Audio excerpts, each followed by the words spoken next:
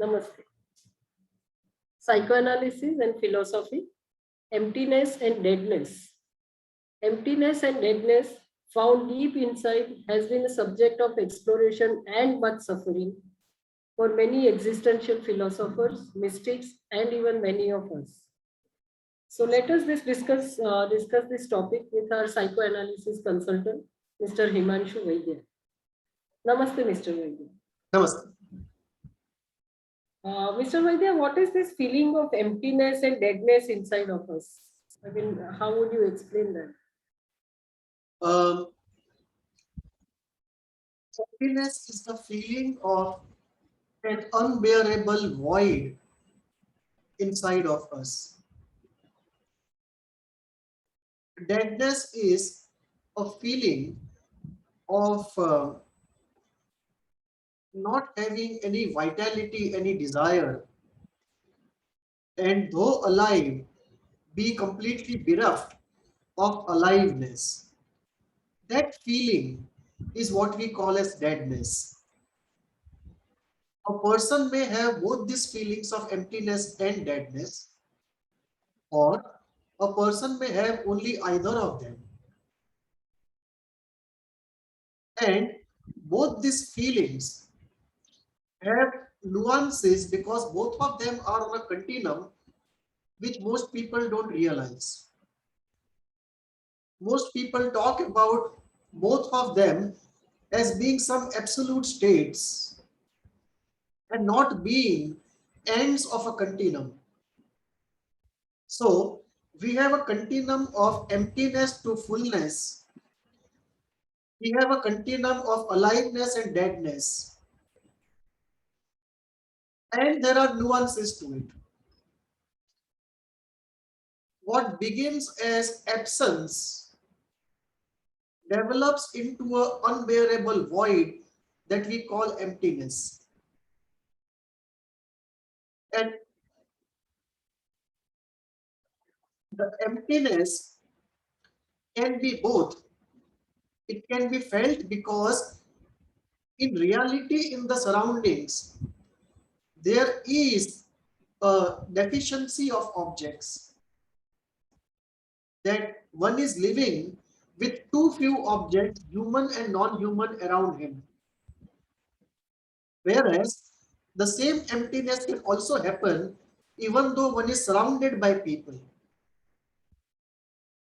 So just as you have isolation and loneliness, where isolation is where you are physically removed from people, whereas loneliness is when you're surrounded by people but still feel lonely.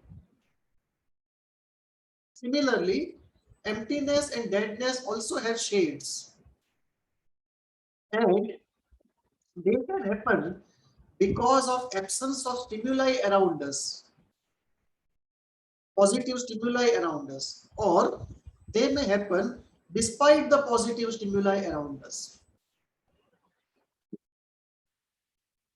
Both of them have a spiritual manifestation, a normal manifestation, and a pathological manifestation. Both of them, emptiness and deadness, are dealt with differently by psychoanalysis, by philosophy, by spirituality, and by existential philosophers.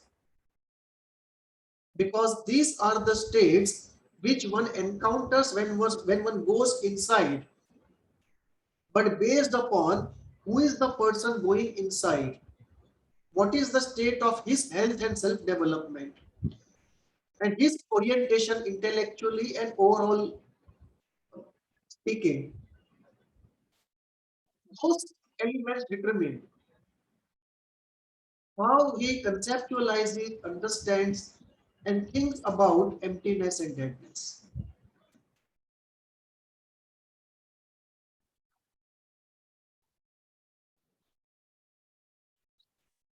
How does psychoanalysis and one of our favorites, Kierkegaard, expound on this? Psychoanalysis looks at this primarily as a pathological state,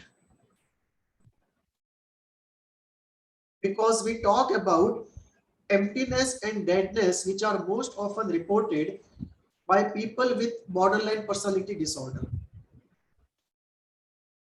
They may be reported by others also, but primarily by individuals with this difficulty. So psychoanalysis looks at it primarily as a pathological condition. Kierkegaard looks at it very differently. He thinks of both these things as very natural human conditions. Both of them, according to Kierkegaard, are an inseparable part of what we call the natural condition of man. And there is no way you can remove them completely from human life. If one goes deep within, one will always encounter it.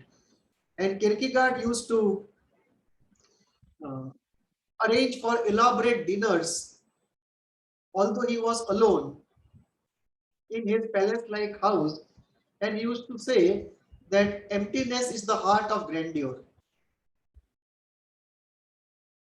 And that, in a way, tells us how we compensate the inner emptiness by the outer grandeur, how we try to fill up the inner void by outer possessions. No wonder many people, when they feel empty inside, go on what is called shopping therapy. They buy things to fill up the void and the vacuum inside. So both of them look at it very differently. Psychoanalysis inevitably tries to get into the healing mode of how to heal these two things, while existential philosophy and Kierkegaard particularly, they go into exploratory mode, that this is an element of human life. Let us live and explore and see where it goes. And from that, can we find something precious like the purpose of life? Or learn how to bear what Heidegger used to say, the weight of life on our shoulders.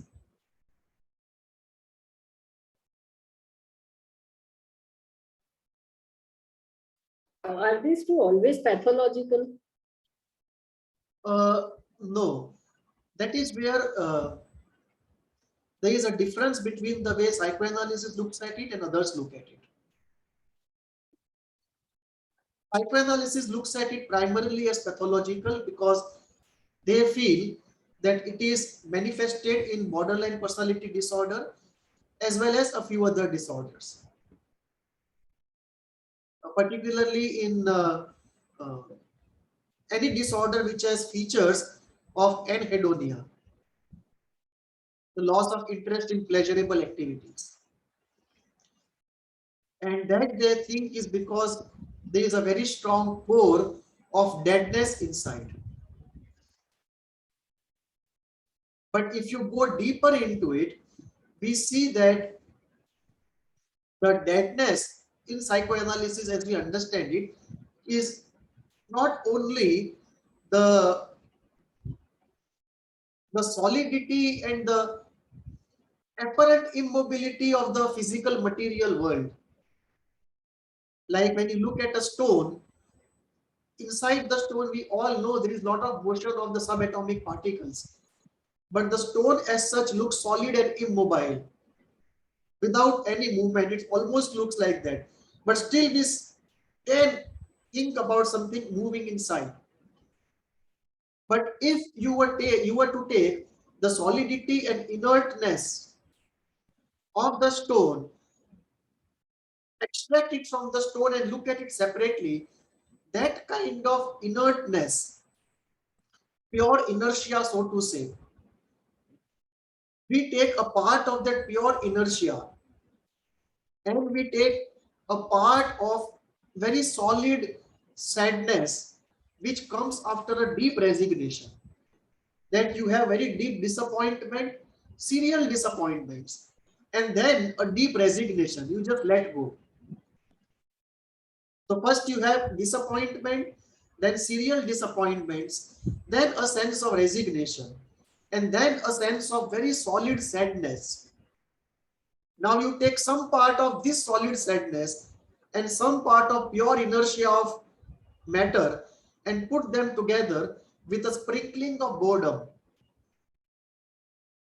That is how the feeling of deadness comes about. Apart from being the other end of aliveness, apart from being non-alive, these are the other characteristics of deadness. And psychoanalysis looks at this as very pathological. But we should also mention that there are non-pathological manifestations of the two also. One, any normal person occasionally for a short period of time can feel deadness and emptiness, and it is self-healing. It goes away by itself. Two, the kind of existential philosophers' exploration of emptiness and deadness, the way it happens, did not necessarily be as pathological as we think of in psychoanalysis. So that is somewhere in between, neither as pathological nor as normal, somewhere in between. Third, we will have to differentiate between the spiritual exploration, that when one gets on the path of spiritual exploration, after covering some distance, he uncovers these elements. And he has to go through them, deal with them, manage them, and he comes out of it in the process of his spiritual development. That is a separate manifestation of both emptiness and deadness. So a normal person's experience of the two, a spiritual person's experience of the two, an existential philosopher's experience of it, and a psychoanalytic situation where we see a pathological manifestation of it. All the four are different manifestations of it, and we should not club them together, because in intensity, genesis, and in healing approach, all of them have a different dynamic. But how does one recognize the differences? Because I'm sure the differences will be very subtle in some cases. Yes, yes, yes. Duration, intensity, the onset, and response to interventions. These are some of the criteria which we use.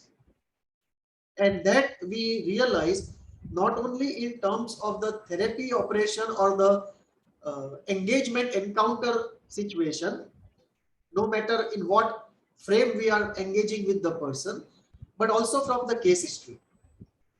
So when we have the case history and we have the response to interventions, they help us to make a sense of what type of emptiness and deadness we are dealing with.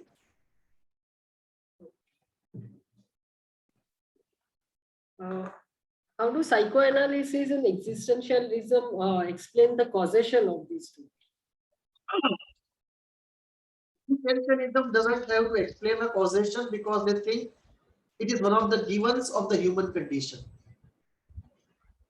So they feel it is a part of what it means to be human. It's an inseparable part of human existence. Psychoanalysis provides us with certain explanations of causation. The first is inability to internalize a good object in early childhood. So that results in emptiness not being filled. That in normal situation, a good mother or the good breast would be internalized by the child. But if he cannot internalize, then inside remains a vacuum, the emptiness.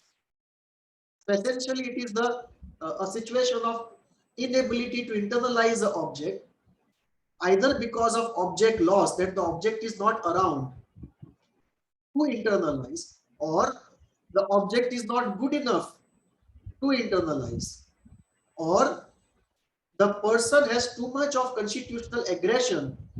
So the attack on the object is too much, and therefore the fear of the object is too much, and therefore cannot be internalized, or the envy of the good object is too much, and therefore the envy does not allow internalization, or the narcissistic rage is too much and therefore the internalization is not happening. So these are the explanations given for emptiness. Second explanation is that over a period of time, there have been many object losses, many disappointments, and cycles of relationship, expectation, breakup, pain, and disappointment. And when these cycles have been many, ultimately when it's tired and one just gives up, one gives into resignation. And after that resignation, emptiness sets in because the inner object space is not filled and the outer objects keep going away and substitution is not done. So because the object losses cannot be substituted with new objects, coupled with the fact that the internalization of the good object in early life may not have been completely successful, different intensities of emptiness arises inside. This is regard to emptiness because of real life events and because of early life event. The uh, deadness is explained by internalization of a dead object. That the person internalizes, there is capacity to internalize. But what is being internalized is a dead object. And that most often is a depressed mother. It can be a cold mother. So in early life, people around, if they are depressed or they are cold, so there is no object absence, the object is there, but it is an emotionally dead object. It's not an emotionally alive object. So the internalization happens, the object is present, there is capacity to internalize, but the object is not an alive object. So whatever is present is internalized. And that creates the core of deadness. Similarly, too many tragedies in life can result in a complete state of resignation and helplessness. And such unbearable sadness that sadness couples up with the pure inertia, and that creates this state of deadness. So this is how psychoanalysis explains the genesis of emptiness and deadness. How does psychotherapy heal these two aspects? Let us first look at manifestations. Where do these things manifest in pathological terms? So both of them together we find in borderline personality disorder. Individually, we can find people trying to escape deadness inside by addiction. So many people with addiction disorders may actually have a core of deadness they are trying to escape from with the help of addiction. Those who are very risk-taking, those who show high risk behavior, those who try to do risky mountaineering, risky uh, river crafting and things of those types, or car racing, many of them, some of them, not many of them, some of them might be chasing the thrill in order to escape the deadness inside.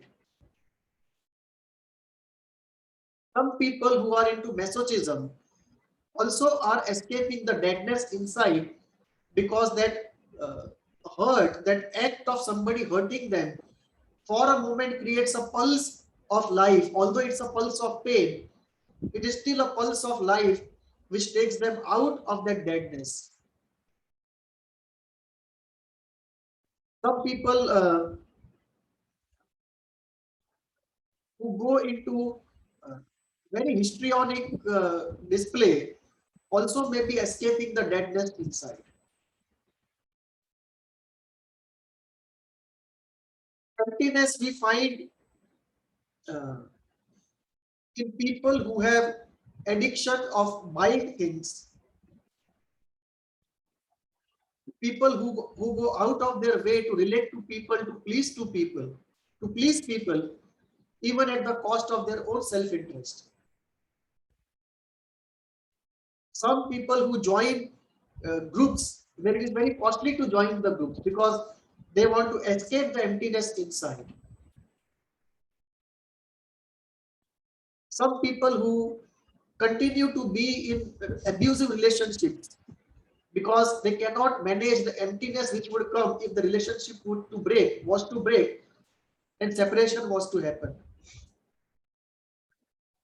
So these are some of the manifestations. Now, uh, the way to heal it is in the process of therapy, because of the frame and the empathic stance of the therapist, the internalization of a good object, an alive object happens.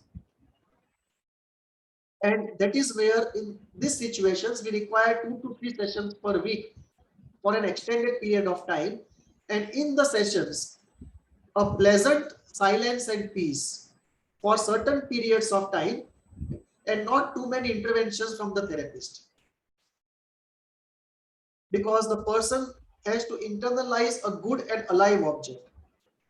And here the person has to be not only good in the sense of being empathic, moral and supporting, but also appearing alive, not appearing to be another dead mother. And many times the literal implementation of the frame where one has to keep a poker face, that is not in the interest of this kind of situation. Not having any emotion in the face is actually disturbing to this group of people. And therefore one has to be human and alive and cheerful, even while one is not making many interventions. So this is one part of it. The second part of it is related to the resistance to aliveness, because many times the movement away from deadness does not happen because of two parts. One is not ready to explore the deadness inside, it's too difficult, or or coupled with there is a fear of disintegration anxiety when one gets alive. Aliveness is coupled with disintegration anxiety, or at times with the Oedipal anxiety, or at times with attack of the bad breast once the happy part is over. So these resistances have to be worked through. The emotions which have led to emptiness and deadness have to be explored, felt and catharted out. They have to be articulated, verbalized. The two phenomena understood completely as to what part they are playing in the psychic life, how they have been generated and why they continue to stay, and what is the resistance to go to the opposite end of the spectrum. So this is one very second very important part. And the third part relates to emotionally dead people around in the environment, either in adult life or in early life, and how the person responds to this group of people, and how we ought to respond in an optimal way. So these create the core of psychoanalytic healing. And I believe this will definitely entail long-term therapy. This is essentially we are talking about uh, moderate to serious issues. This is not a mild pathology.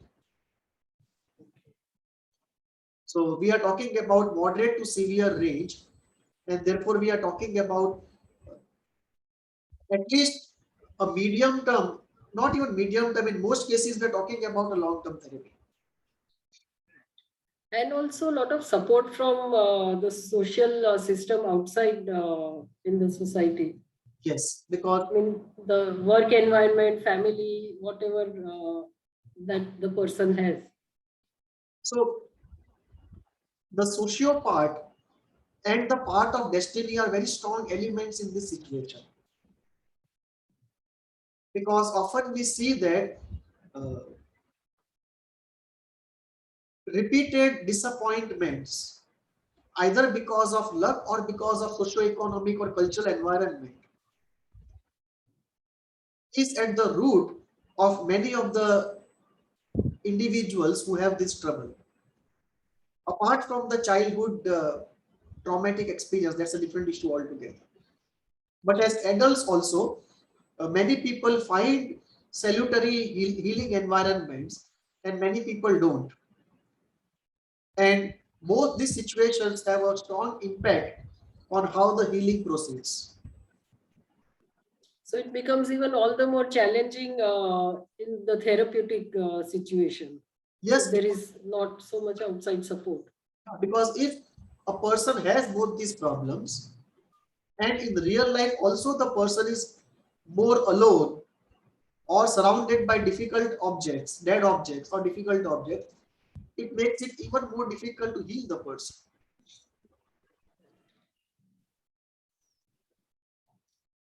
Okay, how does spirituality engage with these two aspects? Uh,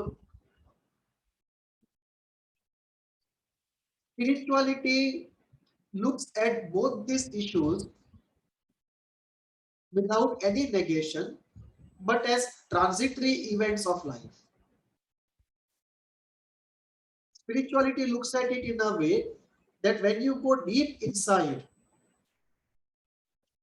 inevitably you find these two things in yourself, because to some extent these are present in everyone. And the third aspect is, as you develop on the spiritual path, by and large, uh, your interest in people outside and in relationships which you had so many before starts going down. So you start moving from quantity to quality. And when you move from quantity to quality, number of people you are related to then goes down. Number of objects in the outside world which used to attract your attention, that number reduces. Your interests become more and more internal. And when that happens, naturally the object loss takes some time to be processed and to be normalized. So spirituality feels that what existential thinkers are talking about, that existentialism is a space in the spiritual journey. So one is in the normal range or the normal zone, then one gets into intellectual or artistic zone, then one gets into a normal philosophic zone, then existential zone, and then spiritual zone. So this is a in-between zone, and one area where spirituality does not agree with existentialism is existential philosophers believe that these are permanent entities inside and there is no escape. It is just ultimately a question of reality acceptance. Whereas spirituality believes that there is light at the end of the tunnel, and these are transitory phases on the path of self-development. And in many schools of spirituality, in fact, the feelings of abandonment, disintegration, emptiness, ennui, sorry, not ennui, emptiness, deadness, they are documented in details that in certain phases of development, these things are inevitably going to come up. And you just have to manage them. And how to manage them, there are processes in the spiritual literature about what to do about it, quite different from the way we would do psychoanalytic healing. So spirituality looks like that in as a developmental problem which is transitory and which can be overcome. Nothing like an absolute eternal tragedy with which we just have to live.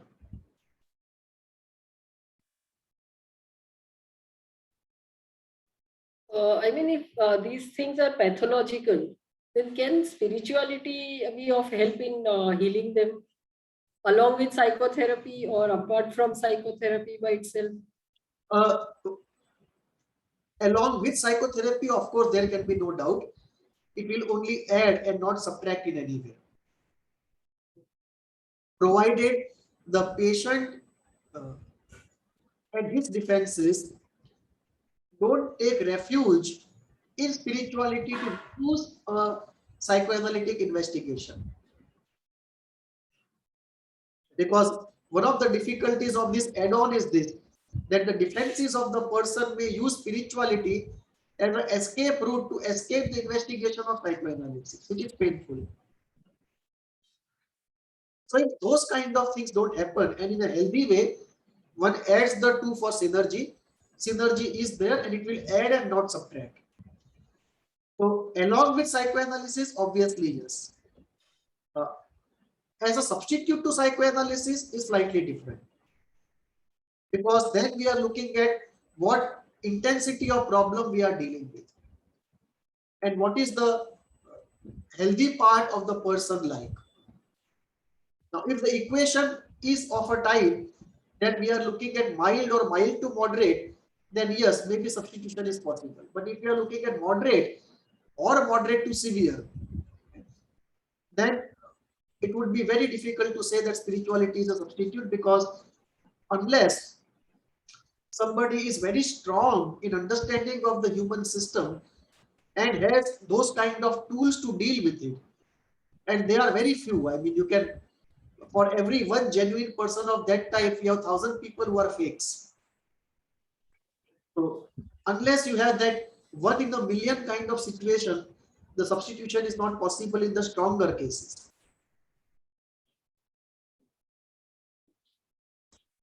We come to our last question. Uh, does spirituality have the necessary tools to help us manage these two aspects? Yes, many of them. In fact, spirituality uh, derives something, not derives something, that's not the right way to say. Let me say, one finds resonance of uh, the spirit in spirituality related to these two entities in what Winnicott used to say. He used to use two phrases: capacity to be alone and capacity to be playful. Now, capacity to be alone is almost like capacity to heal emptiness, and capacity to be playful almost is like capacity to heal deadness. So, spirituality looks at both these entities in that spirit of healing and as developmental issues, and the tools it has are many, some of which are: one, use of idle therapy to internalize a good, reliable, stable object and an alive object. Two, internalize a good and alive object of the guru and of people in the spiritual group who are practicing sadhana along with you. Third is to strengthen the observer inside so that one can look at deadness and emptiness also as an observer. And that would help the person to heal himself much faster. Fourth is uh, to have spiritual experiences of the oceanic type with existence. Because once you have those experiences of an inner union with existence, the question of deadness and emptiness both become irrelevant. Because once you experience oneness with everything, there is no question of being alone or empty. And that experience also gives you what is called bliss or ananda, and therefore there is no question of deadness also. So that single experience of an oceanic oneness is the cure to many existential problems. And lastly, it is social work done with selflessness, because that allows you, or rather facilitates, I should say, first interaction with others, which we have given up out of resignation. And that interaction allows you to feel alive in the presence of the other, to internalize the aliveness of the other, feel good and alive because of the superego satisfaction, internalize the goodness of the other, or internalize the good objects around us, and with that, chances of transmuting internalization are more. And over a period of time, with practice, often one finds a new purpose, and the purpose brings aliveness and fullness, overcoming the earlier resignation and its consequent emptiness and deadness.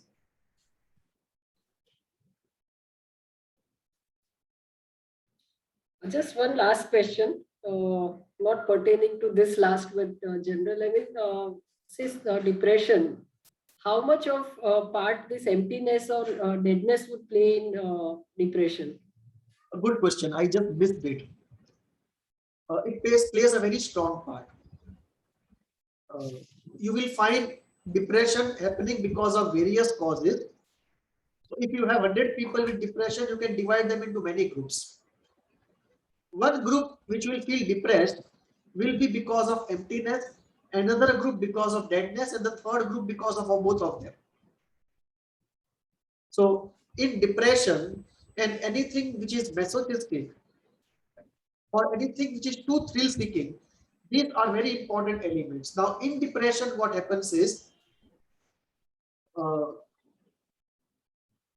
if the difficulty of exploring this whole phenomena of emptiness and deadness inside, or either of them inside, whatever be the situation, if that is too strong and one does not want to undergo the unpleasantness of exploring those areas,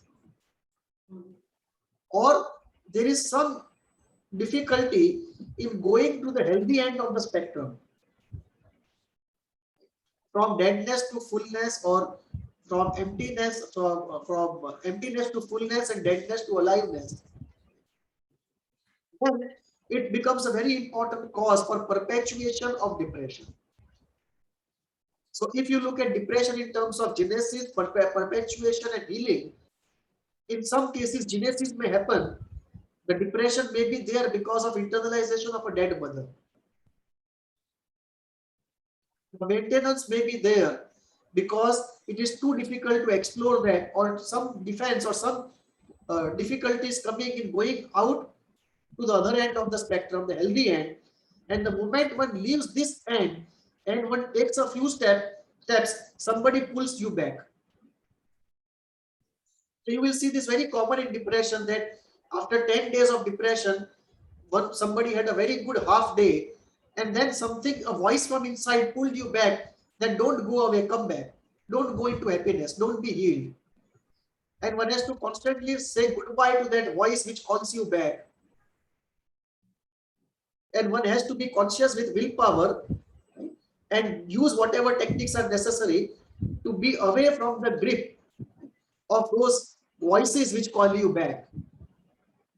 I'm not saying voices in the delusionary or Literal sense, I think. Yeah. In the sense, the metaphorical sense. Yeah. So that is one. And so in genesis we see this, and in perpetuation also we see this, and in healing also, in some cases where other methods of healing in psychotherapy are not working, these two elements are worth exploring if they are at the root of the difficulty. Here can holistic healing methods like pranic healing, Reiki or something play a role if there is no psychotherapy available? Yes. Then either spirituality, Reiki, pranic healing, or something, or maybe yoga. Yeah. So Pranayam definitely helps. There's no doubt about it. How much, to what extent, and is that extent adequate to heal or save somebody? Those are different questions, but it does help. Similarly, uh, Reiki and pranic healing also helps, because from that perspective, if you look at it, we are looking at the root chakra for deadness and in the heart chakra for the emptiness. And there may be manifestations with other chakras also, but mostly these two chakras will be most affected from that framework, that point of view. So definitely, there are approaches like of pranayam, pranic healing, which can be used if nothing else is available. If medical help is not available, therapy help is not available, in something better than nothing situation, definitely they can be used to provide whatever relief is possible to be provided. And if everything else is available, they are very good add-ons.